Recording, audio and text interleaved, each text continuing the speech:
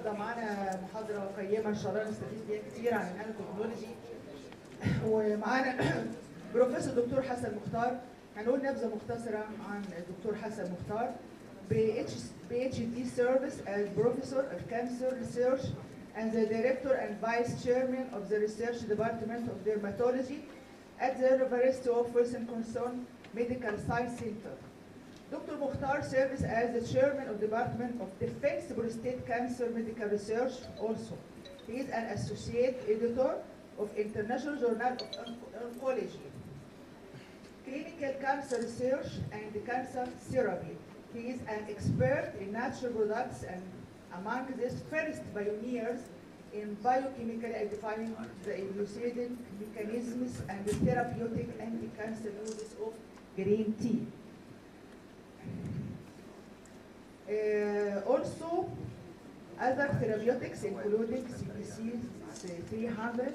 Dr. Mukhtar pioneered these and other important new multi-target natural products, derived small molecules as highly active pharmaceutical drugs for the therapy and the prevention of prostate adenocarcinoma, pancreatic adenocarcinoma, colon, skin, and breast carcinoma.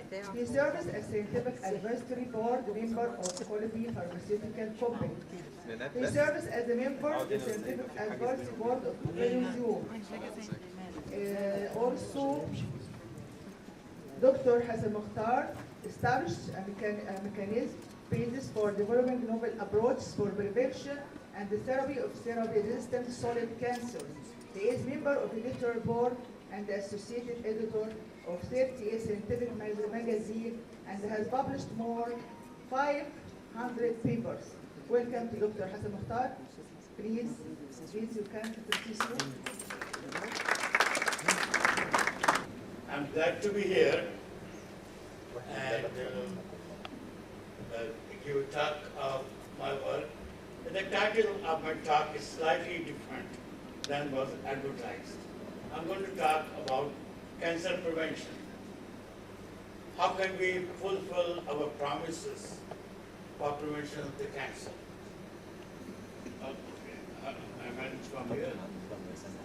So objective of my talk is cancer prevention is a word we use for what we call as chemoprevention. I'm going to try to convince you that chemoprevention is the most viable option for cancer control and can be made a success story. It's suffice to say that we know how to prevent cancer in animal model systems, so the mission has been accomplished there at least. We have not been very successful so far in translating that to the humans. And what are the reasons for that? And I'm going to give some of my thoughts. How can we achieve benefits for the humans? So let's talk of diet and human diseases. There are 3 or 4 diseases for which we know that there is a great association between the outcome and what we eat. One of that is diabetes. The dietary evidence is very, very strong that whatever we eat can lead to diabetes. And physicians know it very well. Cardiovascular disease, same, it's true, that there is a very strong association that heart diseases are related to diet we eat. Obesity is related to the diet we eat, and physicians are very, very well aware of this. And there comes cancer. Although the evidence is very strong, but the physicians themselves are not very convinced there. And we have a big problem there. How do we manage cancer in the year 2014? Diet has no role. Absolutely. A patient is diagnosed with cancer, the patient runs to an oncologist. An oncologist has three weapons. Number one, do a surgery, remove the cancer, and then give chemotherapeutic drugs which are very, very toxic. And the third weapon we have to give the radiation to kill the remaining cancer cells. What actually happens is, after that, a treatment is done, we go home, wait,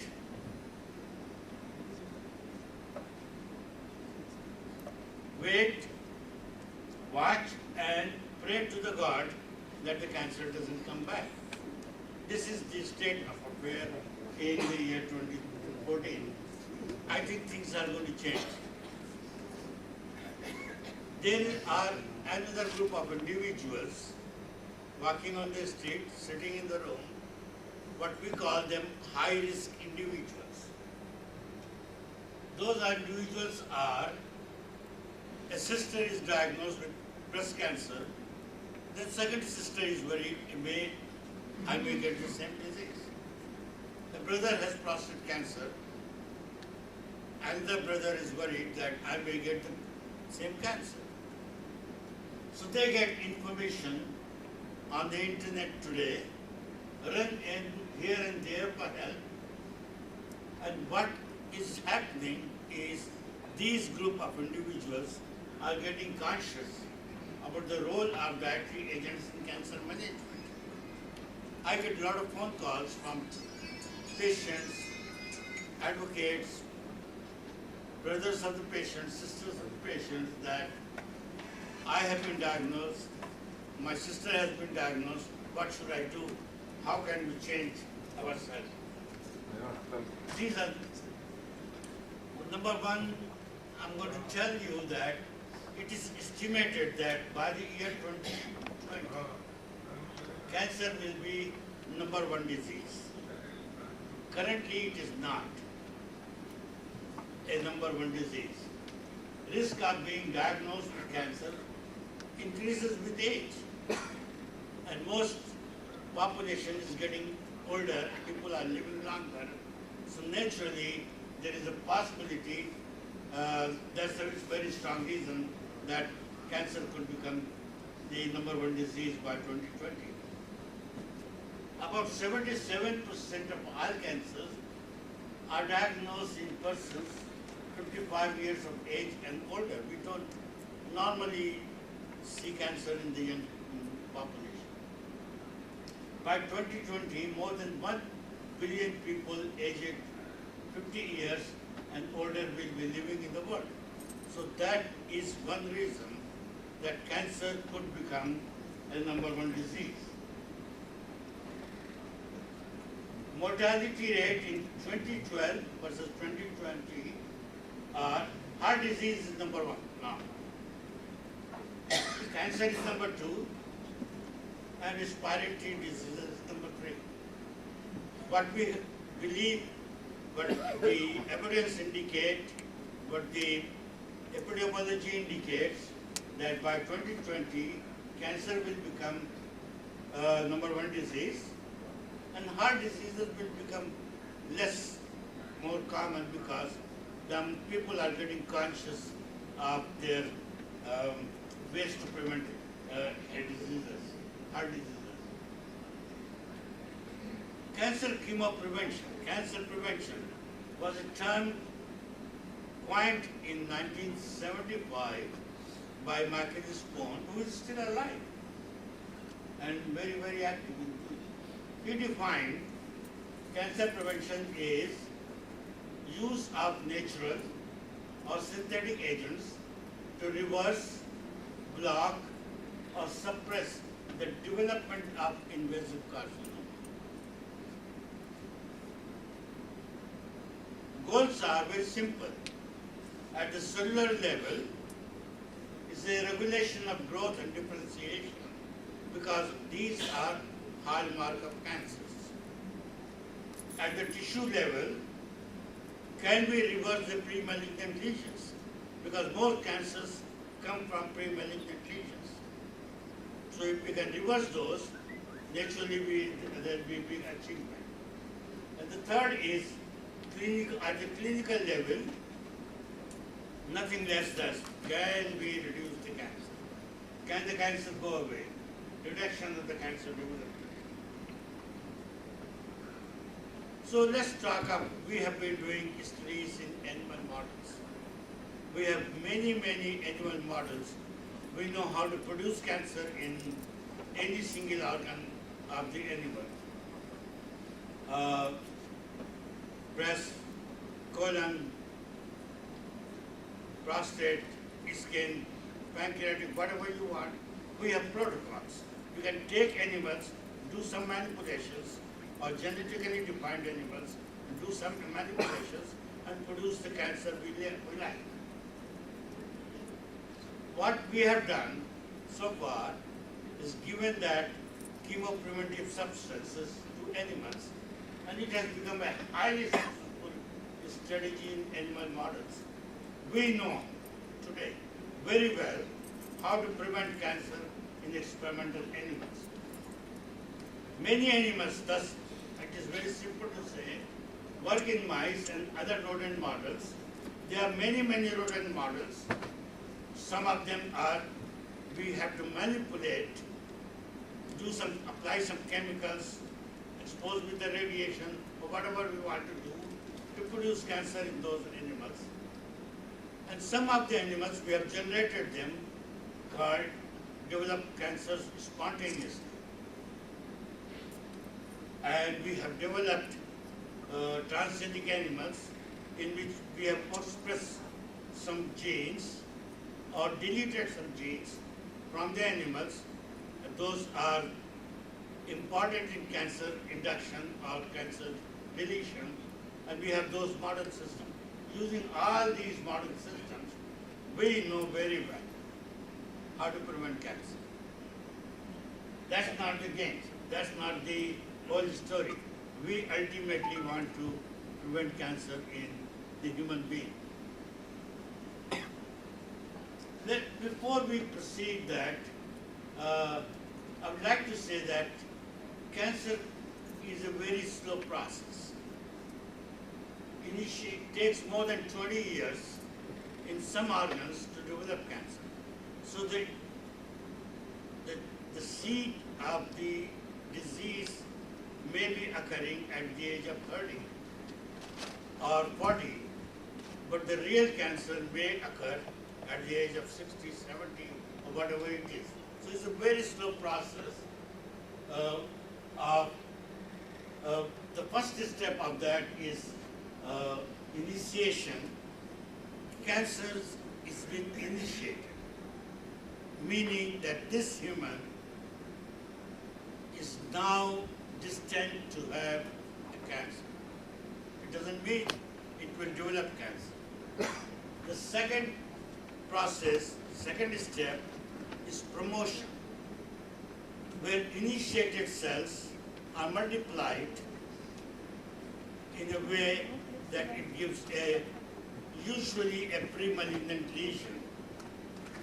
And the third step is progression, where cancer is progressed.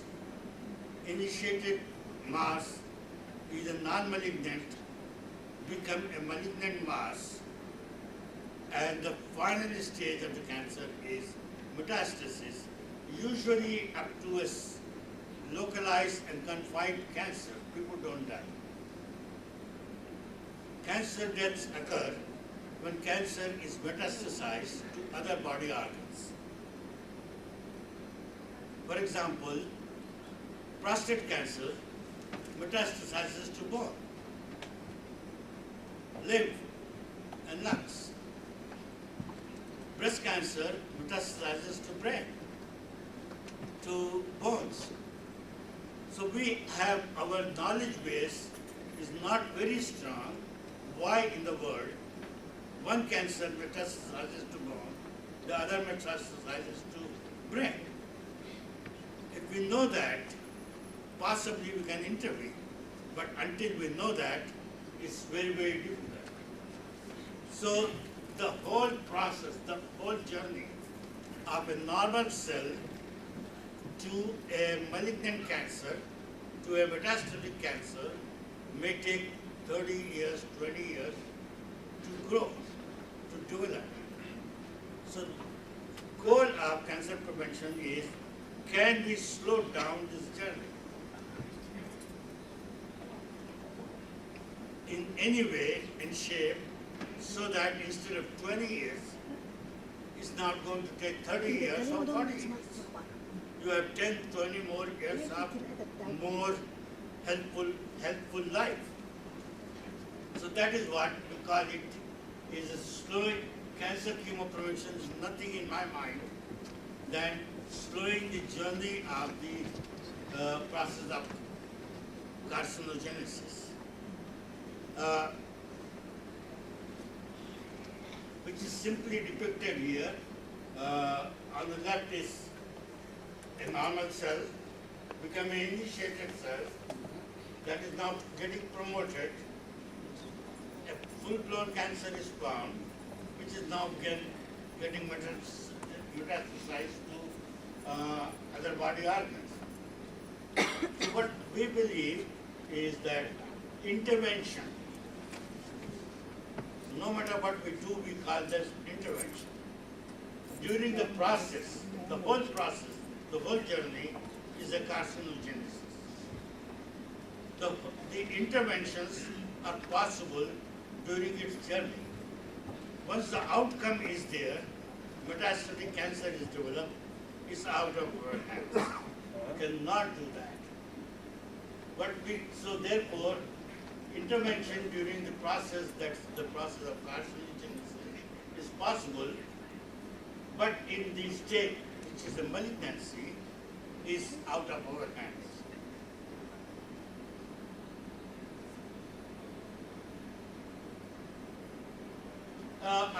Much of the work in my lab goes on in cancer, prostate cancer. So I'll give you examples based on that.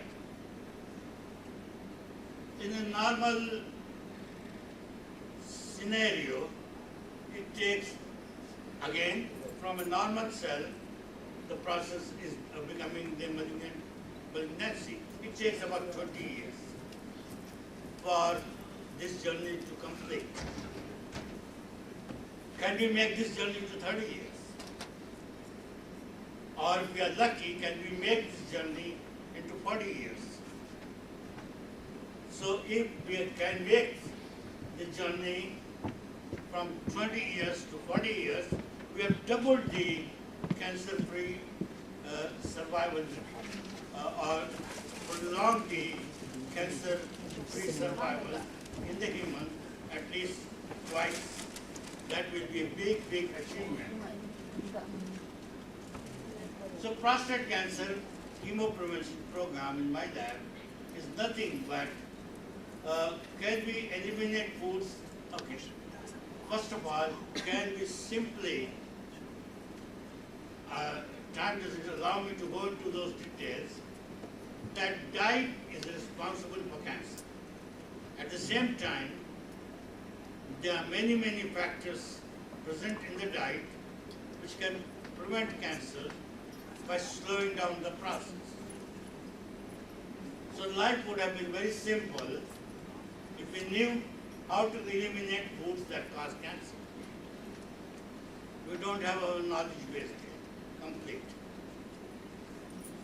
The second could be, can we increase consumption of foods that slow the process of carcinogenesis? If we can do that, so our goal is, can we increase period of life that's cancer-free? Chemopreventive agent, if we look them, there are two types of agents available. Number one is the natural agents, which I will call them the God-gifted molecules. In my thinking, we should embrace them. The other are synthetic man-made chemicals, which industry loves it, because they can sell the product and make money. What I believe, that's not the future. Because synthetic chemicals usually are endowed with a lot of toxic effects. We should not possibly impress. So dietary agents for chemoprevention are nature's gift molecules which have been endowed with cancer preventive properties. It's for us to find them and use them. Define them and say, these are the molecules, these are the agents which are good, can be used for cancer to be prevented. If we carefully examine their structures, whatever we know today, most of them are antioxidants. It doesn't mean that all antioxidants are cancer preventive. So, but most of them are antioxidants. And most of them have minimal or no toxicity.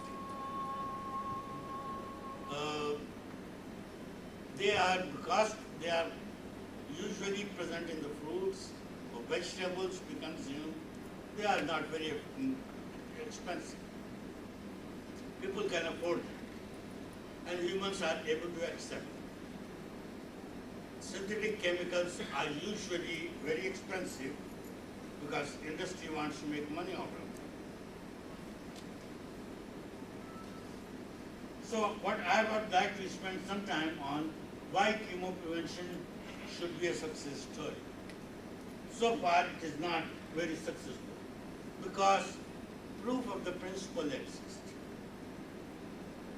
I'll give you some examples.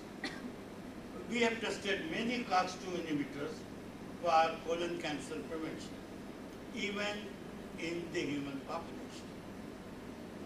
Humans with non-malignant polyps of the colon have been given the inhibitors of this enzyme, COX-2, and we have found that the rate of conversion of non-malignant polyps to malignancy is significantly lower in the humans which have been using COX-2 inhibitors.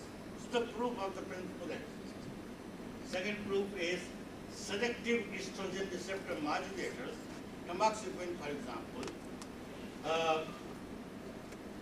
have been given to breast cancer predisposed patients and found that the rate of conversion is slightly slowed in them. So another proof of the principle exists. Third is finasteride for prostate cancer prevention. Those prostate cancer patients in which the finasteride was given, in them we found that the rate of conversion from non-malignant to malignancy is much more slower here. And there are many more examples. Some of them are retinoic acid for head and neck cancer. And one of the big achievements came in the last few years that we have discovered that we have developed vaccines for cervical cancer prevention. Cervical cancer is a big problem in women in many third world countries. We have now developed effective vaccines for cervical cancer prevention. So let's talk of cancer chemoprevention in humans. Whenever we have tested, we generally got unsatisfactory answers. Why is that? Because lot of the reason is that clinical chemoprevention studies with cancer endpoint began to be launched only in 1985, not too long ago. The science is not that old. We don't know much about it now. We have to do a little bit more. Majority of these trials which we have done in humans require nutritional supplements, which was good. Whenever the trials have been done, we often got negative to neutral, and in some cases, harmful results that we were expecting to reduce cancer risk. For example, I'll give you an example.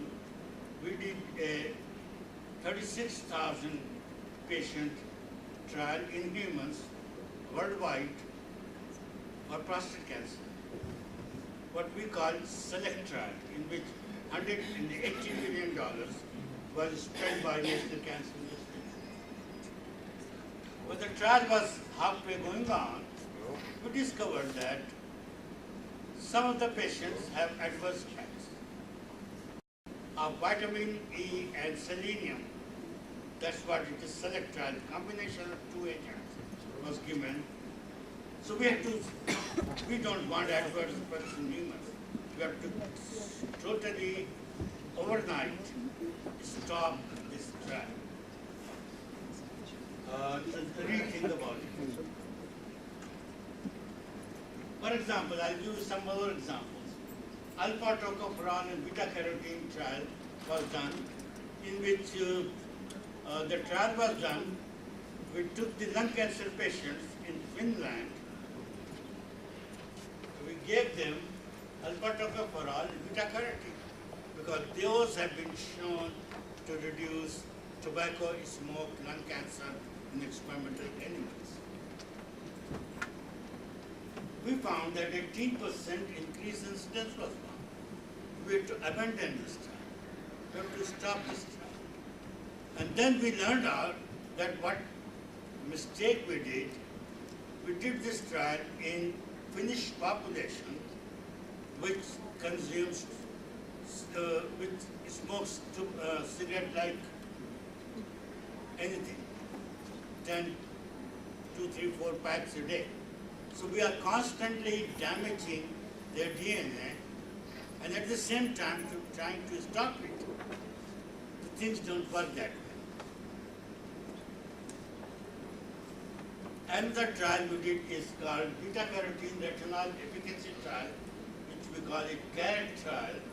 In that trial, we found that beta-carotene and retinol was given in combination to human patients. We found that 28% of the patients under the trial increase in incidence of lung cancer was found. So we don't want those kind of increase in incidences. I gave you already the example of SELECT trial, which we have to abandon. Selenium and vitamin E. Another important trial we did, adenomatous polyp prevention of Vioxx trial. In this trial, because the COX-2 inhibitors were showing promise, we said this is a perfect example how a drug company becomes very greedy. Vioxx was a wonderful drug for arthritis. It was doing wonders. At the same time, the company thought, because the same enzyme, COX-2 is involved in arthritis, and COX-2 is involved in colon cancer, so why not do trial? We did a trial. We suddenly learned that there is adverse effects. So we have to stop this trial action. And there are many more examples of, for example, the celecoxib and the arthritis drugs. So all I want to say that from mouse to human, mouse is teaching us something. We have to keep on learning from the mouse we now know that all of that we cannot translate to human. Some of that possibly we can translate to the human.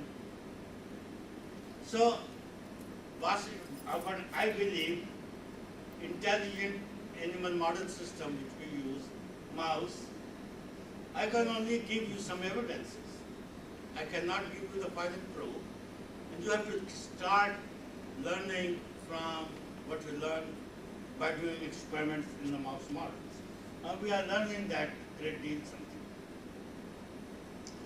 I'll give you some reasons why there is a big disconnect, why we cannot translate a lot of laboratory data generated in the rodents to the humans.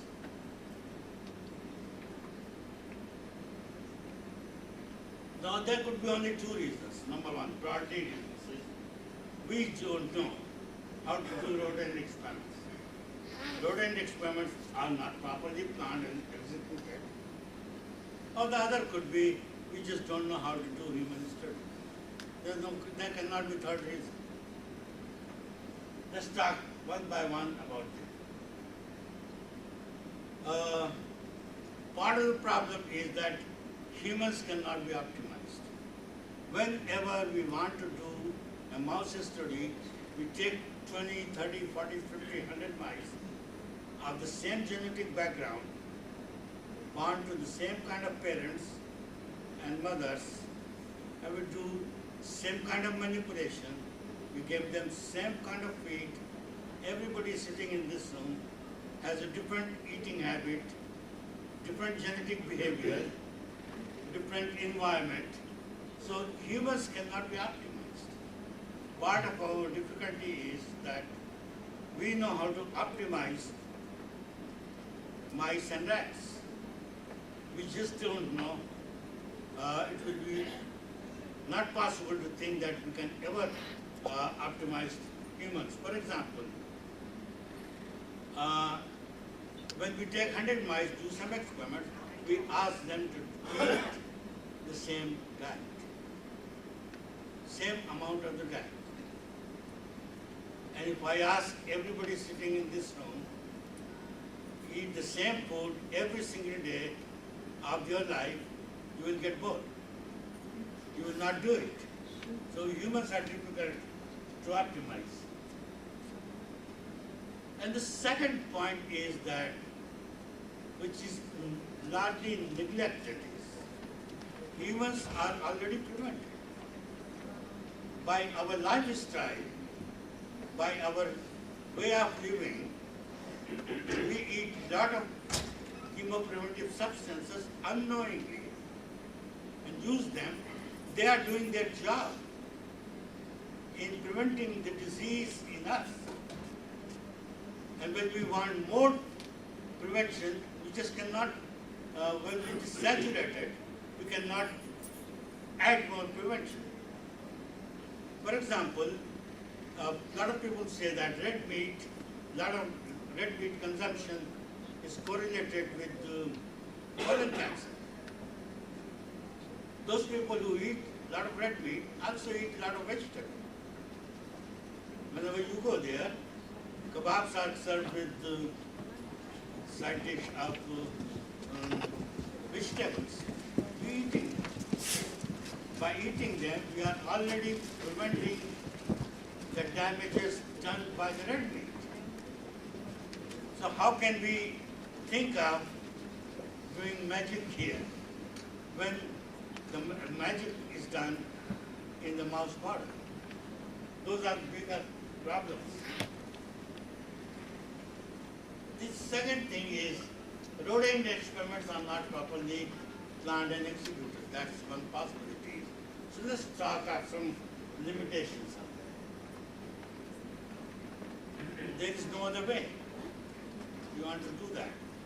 Rodent experiments are done in genetically defined population because we are trying to get a definite information.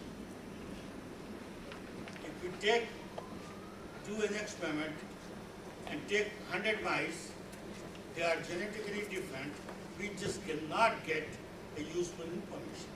We have to have, so those are some of the inherent limitations. We optimize the protocols. We have to give this kind of treatment, this kind of treatment. We just cannot do the same thing to the humans. Protocols for administering preventing agents, whatever we want to give them, are also optimized. In humans, some people don't like squash, some people like squash. Some people don't like broccoli, some people like broccoli. So those are the problems also. We have no knowledge base. But limitations are, for whenever we do mass studies, dose response is hardly considered. Whenever we do human trials, we have some limitations too. Humans do not eat. Whenever we do the mouse study, we give them purina cha and water drink ad libitum. You cannot do that in humans. In humans, some people like mango juice, some people like orange juice, some people like kebab, some people like whatever it is. But so we just cannot optimize the food habits of the humans. So basically, humans eat food. We have diversified food habits. We have diversified cooking methods. For example, if anybody says that I eat broccoli every day, how do you eat your broccoli? Some people eat with cheese, some people eat with the stir fried, some people eat in different ways. So by simply saying that I take 2 servings of broccoli doesn't make much sense. I'll give you some examples from my lab. When we did some green tea and cancer chemoprevention studies, we learned a lot. Based on the work done in my lab and other labs recently, we found that it is clearly known that epidemiological studies indicate that people who regularly consume tea have decreased risk of certain cancers. For example, Japanese women who consume green tea regularly have a lower incidence of breast cancer, lung cancer in the male population. Case control studies conducted in China and Japan suggest that green tea is protective against prostate cancer. We have done those. We know that. And in animal model system, whenever we have given green tea as a source of drinking fluid to an animal going with stomach, liver, lung, breast, or any other protocol, we got preventive measures. What else we need? So some studies we did in our lab about 10-15 years ago, when we take the transgenic animals, which spontaneously develop prostate cancers. We let some mice drink normal drinking fluid.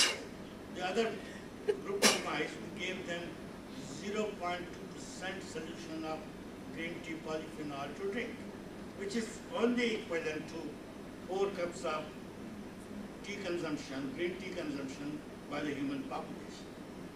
And we found remarkable results. Shown on the left is the prostate cancer incidence in the mouse population in water-consuming mice. You can see how their prostate apparatus look like, genitourinary apparatus looks like. And shown on the right is the green tea fed animals.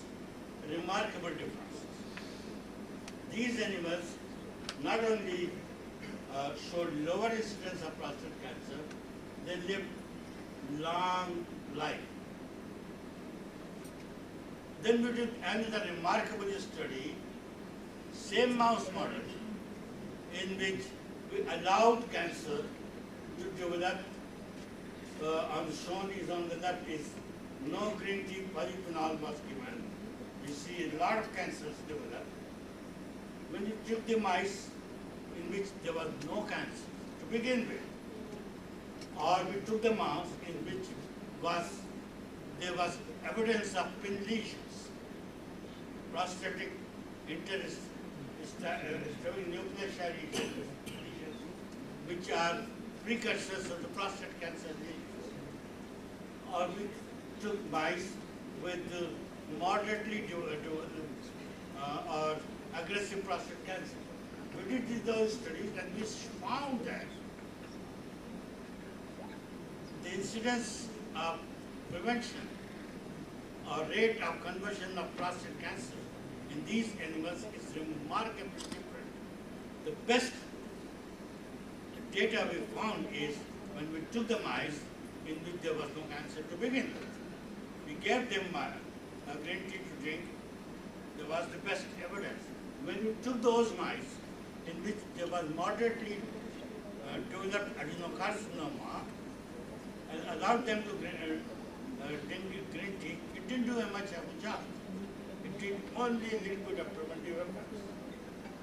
So that told us that if you want to prevent in humans, the prevention should begin early, not late in the disease process.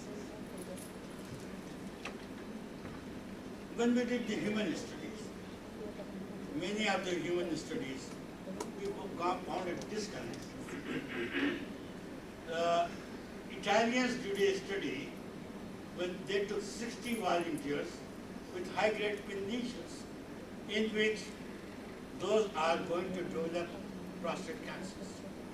High-grade pin lesions are those lesions in which if you don't do anything, in 2 years or 1 year, prostate cancers will be developed.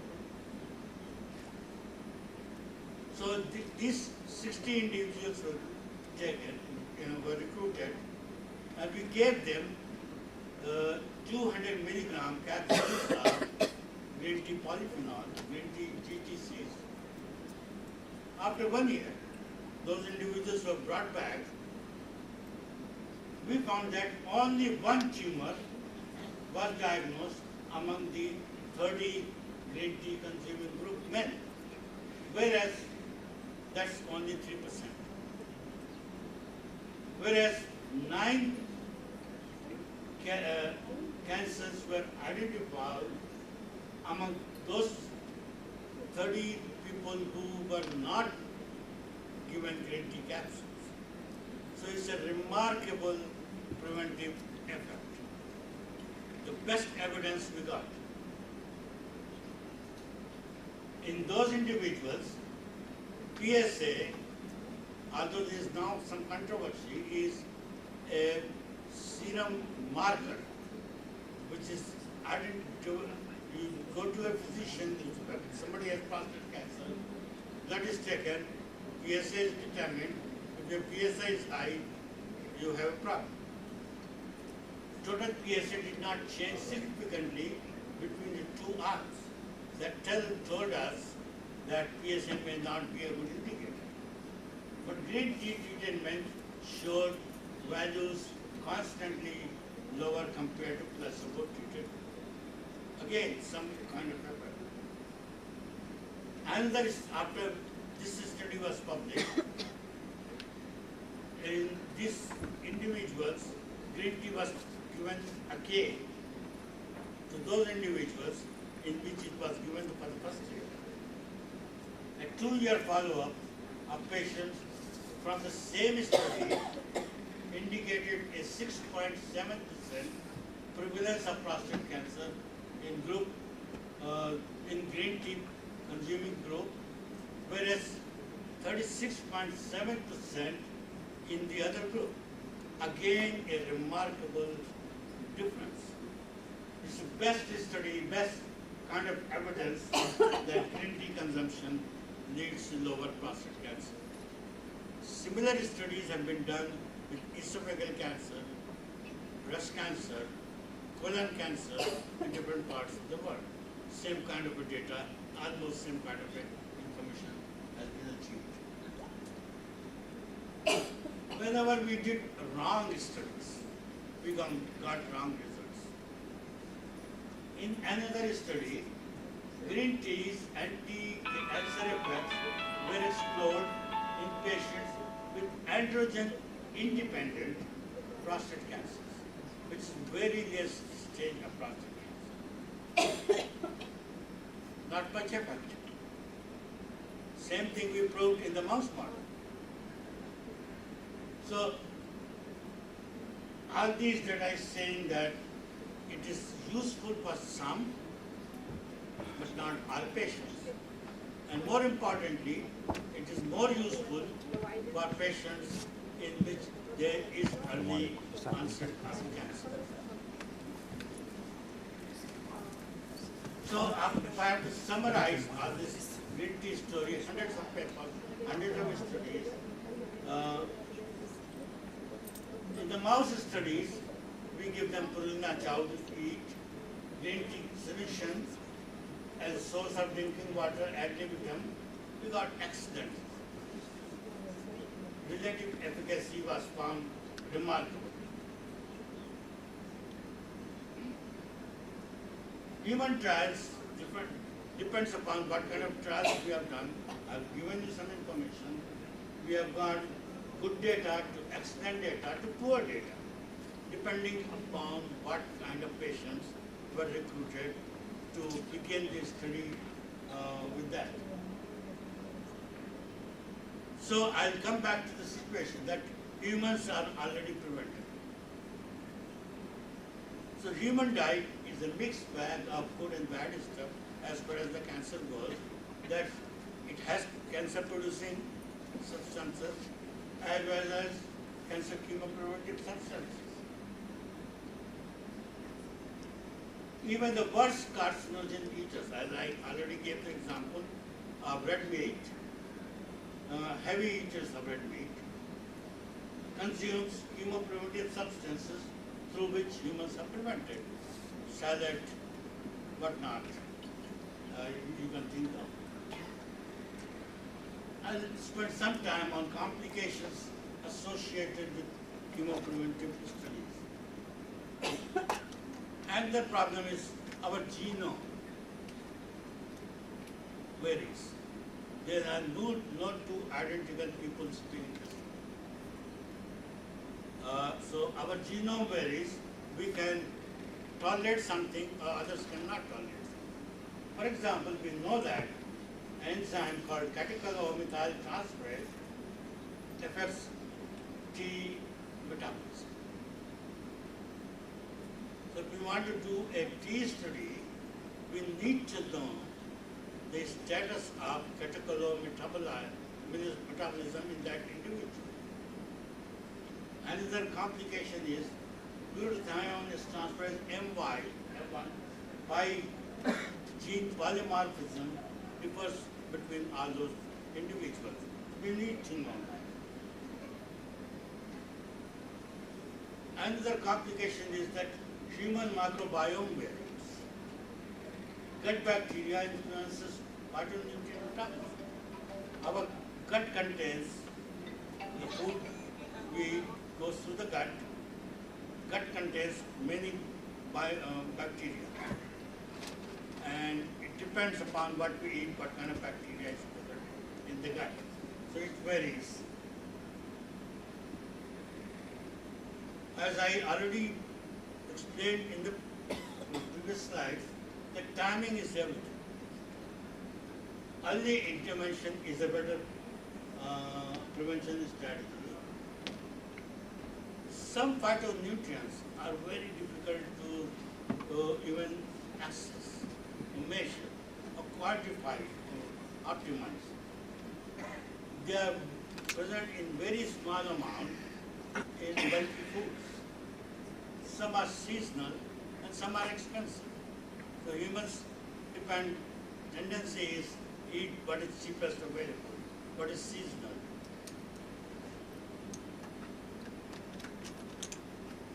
another misnomer is that I eat a lot of vegetables. No, all vegetables are not created equal, they are different. Some are pungent, some are bitter, and bland vegetables are often high in phytonutrients. Most popular, for example, apples and potatoes are deficient in phytonutrients. So it's a misconception that I eat a lot of vegetables. What do you eat? I eat a lot of potato. No, that's not a vegetable of nutritional value. All broccolis are not same. Broccoli contains many cancer-preventive properties, but all broccolis are not the same. They are different. The active principle there is sulforaphane. Different. That's very remarkably different in their sulforaphane. Let's talk of some of the bright side of the chemoprevention. The bright side is it's a viable approach. Nobody is not convinced that it is a viable option for cancer control. The only issue is how we can do it. Because compelling preclinical data available, tons of animal mouse model data is available, very encouraging clinical trials, some of them I showed here. So what are the hurdles? Hurdles is, once of all is a big hurdle is big pharma of the world. Lack of interest by drug industry. Drug industry cannot make money, so they're not interested. They cannot make money out of you buy cheap substances. They want to make money. Many advocacy groups, which are cancer treatment groups, are very skeptical that cancer prevention can ever be achieved. Also, some public is not very receptive to chemoprevention. What are the hurdles? There are awareness of caregivers about chemoprevention. Caregivers I started in the beginning is oncologists themselves. They don't believe. They want to make money, they want to do surgery, radiation, expensive drugs. So they don't believe. I have a lot of oncologist friends, none of them advocate prevention. There are always concerns about side effects.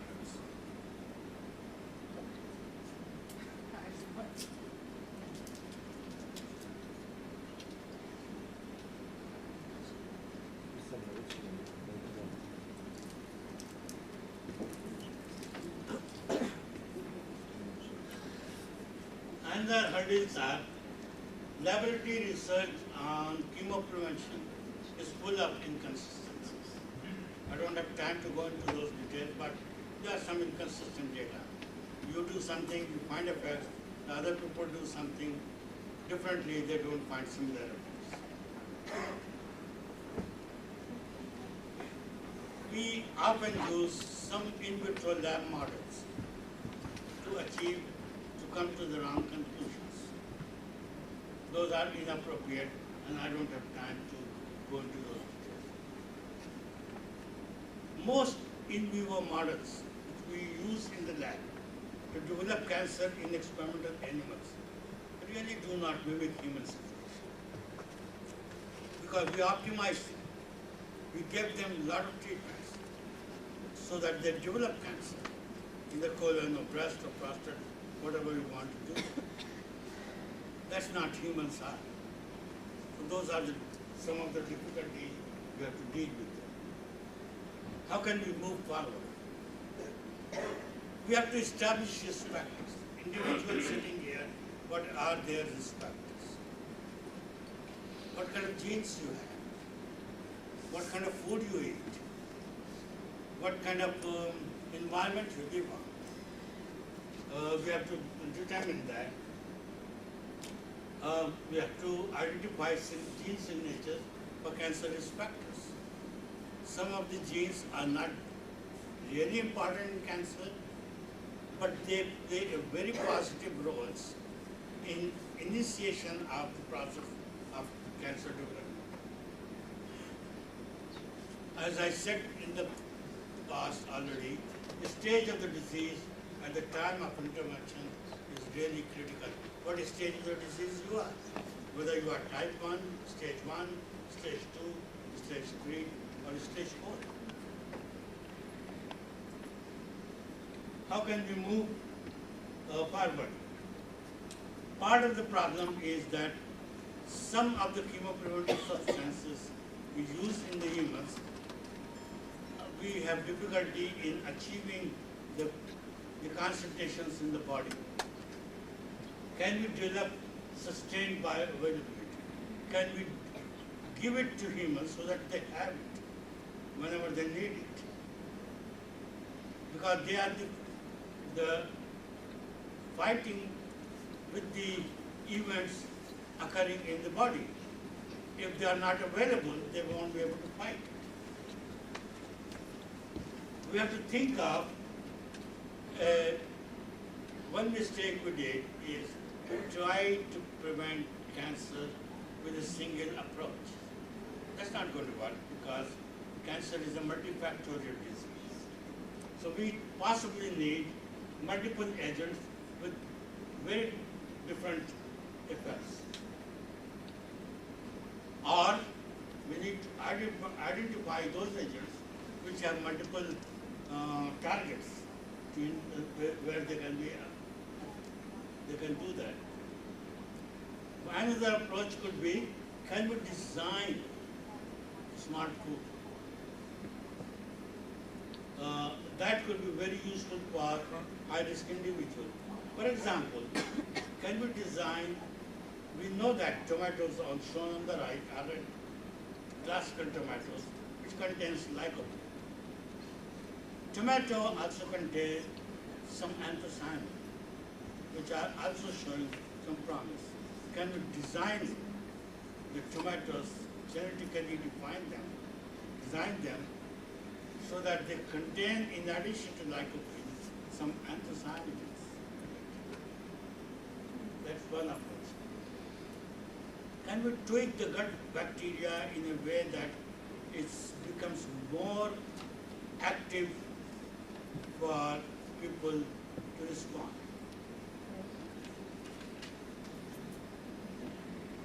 So one of the things which we did in our lab is we started to use the nanotechnology. We put, in fact, someone whose thesis will be defended tomorrow, worked on that technology in my lab. And my lab was the first in the world to coin this terminology called nanochemotherapy. We took the green tea polyphenol, EGCG, put it in a nanoparticle, gave it to the mouse, and we found that it is about 20 times more bioavailable than nanotechnology developed. So we found that it has about 20 times dose advantage. So imagine that we have already found that for prostate cancer to inhibit. With the nanotechnology, we said that the same job can be done to 20 times lower dose put in a nanoparticle-based product. Another approach could be use different agents in combination so that they can hit the different pathways in different in the increase. Whenever we say that one size fits all approach is going to work for humans, no, it's not going to work. is in an inappropriate approach. If you want to run, a kid want to run with that shoes, will fall. So the human population is different. A tumor cell also, which is slowly making journey to develop cancer, is very intelligent. It uses multiple pathways to survive and thrive. You try to inhibit one pathway, it intelligently itself, because of the signaling network we have, identifies other pathways and start growing through that, trying to survive using those pathways. Thus, agents that intervene a single pathway will, in my thinking, will be ultimately not successful. So how can we move forward? We have to profile individuals based on cancer risk assessment, and I'll give you some examples. These are least likely to experience adverse effects of the intervention. We have to identify whether or not you're going to experience adverse effects or not. And we can possibly custom tailor so that we can define appropriate agents, combination of agents for fixing individualized defects. Now I'm trying to depict that in some kind of a cartoon I have. Personalized chemoprevention, the role of individual genotype. For individuals that are likely to benefit from selected agents or combination of agents, we have to identify. And based on genetic approaches we have learned in recent years, human genome is available, is going to be available, is available now. We can possibly know our own genome very easily, and based on that, we can say that these are your defects. Try to fix it. For example, inverse association of tea intake and cancers of the breast and prostate cancer among individuals who possess at least one low activity of the COMT enzyme, allele, we know that. So if you can find that you have that defect, tea is not going to work. Higher intake of cruciferous vegetables has been found to be associated with reduced risk of recurrent colorectal adenoma carcinoma in those patients which have a GST5 null, yani without genotype. Another thing is that I'm going to summarize and say that we know that there are many defects. For example, based on genetic information, based on biochemical estimation, shown under that is the defects we have identified in humans cancer. For example, some people have defective NF-kappa B, some have defective AKT pathway, some have defective DA pathway, some have defective whatever it is, different pathways are different. And on the right hand side, there are many agents are available. And it's a nut and bolt kind of approach that if by the defects on their agents on the right, trying to fix the defects. Once we identify the right defects, we can fix with the right kind of agents. So that then, and only then we can possibly say that you have a defective NF-kappa B. The way to fix it is through use of curcumin or haldi. Or you have a defective PI3-AKT, and that is the way to fix using green tea. So we are possibly moving in that direction. We are not there yet. Hopefully, years to come. So cancer chemoprevention, I would like to conclude by saying that chemoprevention continues to evolve with the rapid integration of molecular approaches into its research and clinical practice. Striking recent clinical trials and FDA-approved trials will lead to wide public acceptance.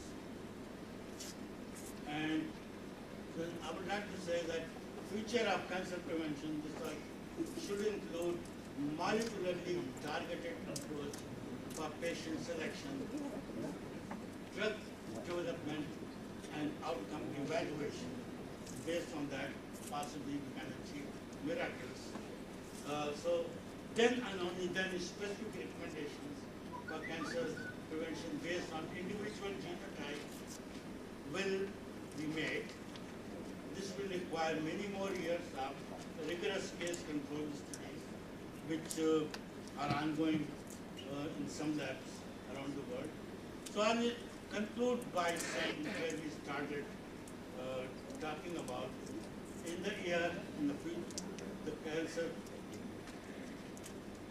I gave you this scenario that we, in the year 2014, we know how to manage cancer by surgery, chemotherapy, and radiation. Now, what can be done is that at the same time, patient cancer can be taken. Its genome can be verified. Its proteome will be identified. Right now, we are doing after pathology through the tissue. Then a cancer genomic and proteomic scientist can inform a cancer chemoprevention scientist, I found these defects in this individual. Then we can say that to fix that defects, you have to start using that. And using that, I think we can make significant achievement with the follow-up, and cancer chemoprevention will be a success story. So the bottom line is that in less than 4 decades since this science began, cancer chemoprevention has transformed from a concept to an acclaimed, achievable reality. Awareness for cancer chemoprevention on the same level has to come as statins for cardiovascular research. We know that you have high blood pressure or high cholesterol, surgeon knows, doctor knows what to do. Prescribe statins, and we have to lower our expectations. We cannot prevent cancer in every individual. Some of the individuals we have to say that possibly we cannot do anything. We have to lower our expectations. We have to settle for modest to moderate effects. If modeled correctly and carefully, it could be a very viable approach for high-risk individuals. For example, as I said in the beginning, a sister is diagnosed with breast cancer. Other sister can start using interventions so that the cancer doesn't come in back. I will stop here by saying that this is some of the people who did the work in my lab, allowed me to come here and share some of my thoughts with you. And stop here and entertain questions.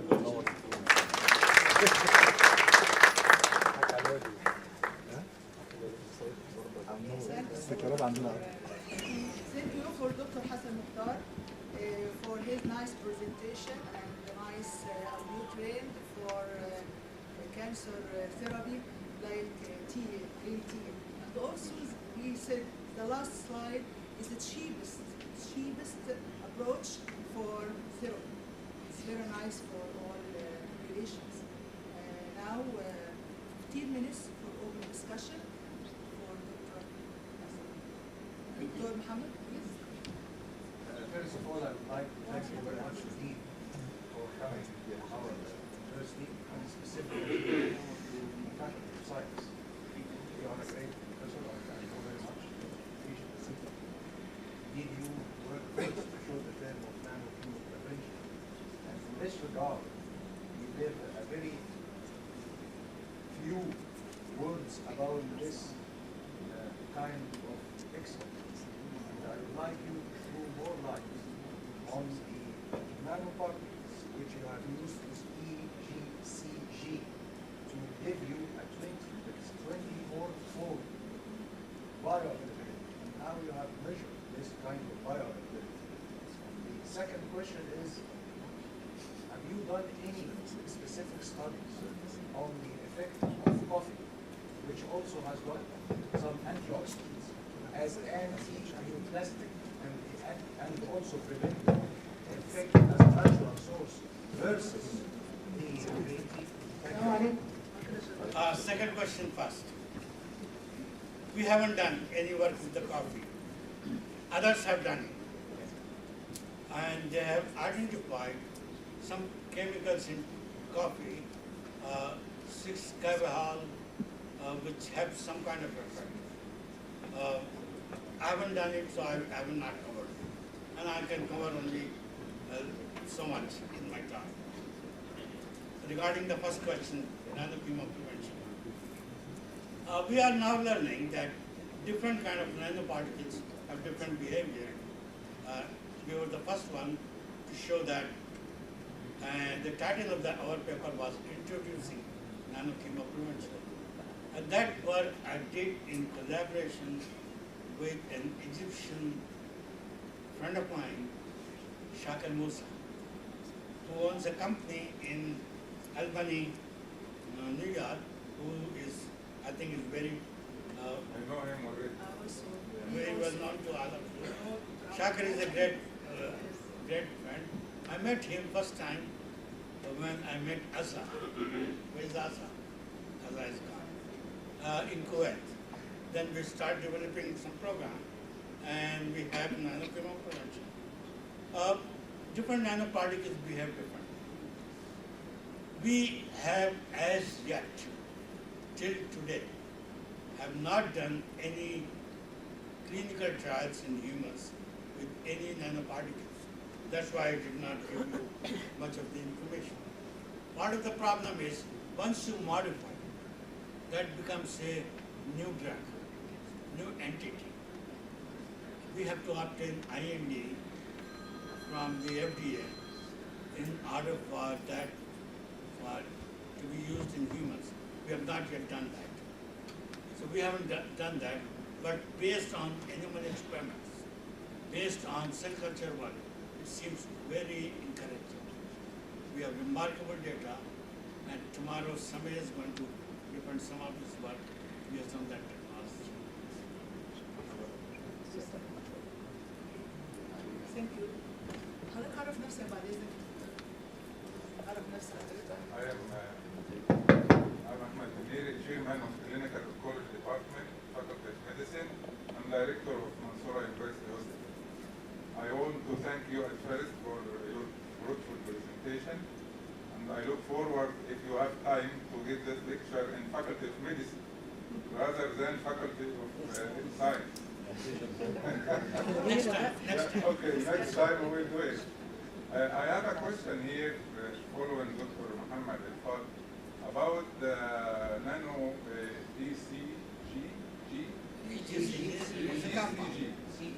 Just forget, nanoparticle. What about the safety of this nanoparticle? What are the complications of these nanoparticles on different organs of the body, liver, kidney, brain, and etc.? you touched a very, very important point. Since we have not done any safety evaluations of those, we have not been able to initiate work in humans. But based on the animal work which we have done, it looks remarkably safe. In fact, we have put that in a Chattersan nanoparticle with the help of Shakir.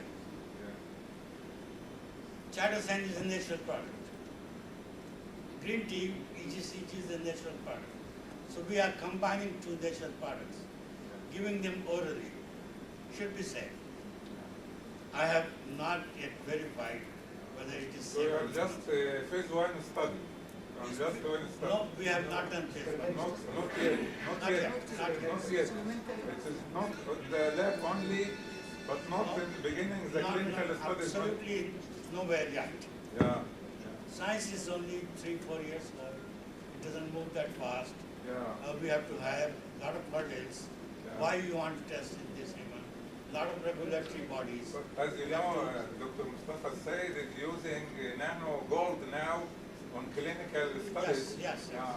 I want to use green tea because it's very In fact- safe drug rather than the gold, which is very toxic. In fact, Shakar has been telling me Yeah. that we'll do the first phase 1 trial Yeah. in Egypt. Yeah.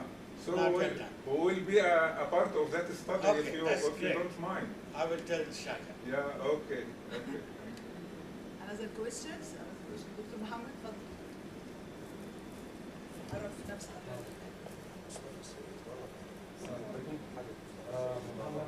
Professor of Zoology, Prof.Dr.Hasan, faculty. So first of all, I'd like to thank you very much for your very impressive presentation. And also, I'd like to extend my thanks and appreciation to the Zoology Department on the successful seminar activity they did. My question is, as a botanist, I'm so proud to hear you that the green tea and other plants play an important role in the cancer treatment. My question, first question, he used the hot water extract to as a rating of the plants. So this is a food extract. Complex, many component Yes. may act as synergistic, justify characteristics that are very have you already isolated a bioactive model of this complex? The second question. Could you please just think about microbiology? Microbiology, because each week you can get a crop from microbiology. In microbiology, biomass is full of polyphenols, antioxidants, food, etc. And pigments are. So they also prominent role as anticancer. The second issue why, because we have already about 300 items in microbiology, and we are looking forward to our work. Use the portable Very nice question. With regard to the first question, we made, in collaboration with the Japanese company called Mitsui Norin, a product which we call is Poly-E, which contains polyphenolic rich fraction of green tea. That guy is a great friend of mine in Japan. Based on that, we have done many phase 1 trials, phase 2 trials, and each trial is totally effective and safe. So, in the end, it's a well-defined, it's a mixture of agents. Basically, 5 of those agents, but 60% of those is EGCG, epigallocatechin 3 gallate. So based on that, looks like very effective.